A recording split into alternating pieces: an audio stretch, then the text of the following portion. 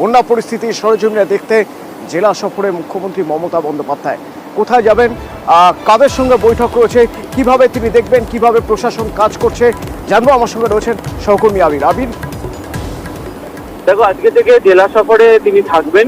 এই জেলা সফরের ক্ষেত্রে তিনি পূর্ব বর্ধমান, পশ্চিম বর্ধমান, বাঁকুড়া, বীরভূম এই সমস্ত যে জেলাগুলি সেগুলোর যে বন্যা কবলিত এলাকা এবং একই সঙ্গে হচ্ছে সেখানকার বিভিন্ন বেশ কিছু প্রশাসনিক বিষয় নিয়ে তার বৈঠক করারও কথা রয়েছে। আজকে মূলত তার প্রথম কর্মসূচি যেটি থাকবে সেটি হচ্ছে যে পূর্ব বর্ধমানে সেখানে একটি প্রশাসনিক বৈঠক, এবং এই বৈঠকের আগে এবং পরে বেশ কতগুলি জায়গায় বন্যা কবলিত জায়গা তার পরিদর্শন করার কথা।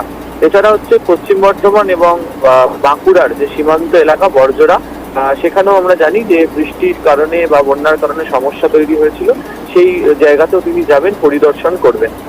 তার আগামীকাল একটি প্রশাসনিক বৈঠক রয়েছে হচ্ছে বোলপুরে, এবং তুমি জানো যে বৃষ্টির কারণে বোলপুরেরও বিস্তীর্ণ জায়গা বন্যা কবলিত হয়, সেই জায়গাগুলোতেও তিনি পরিদর্শন করবেন।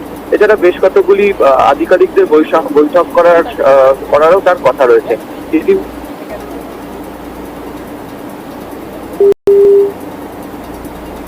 ধন্যবাদ আবির।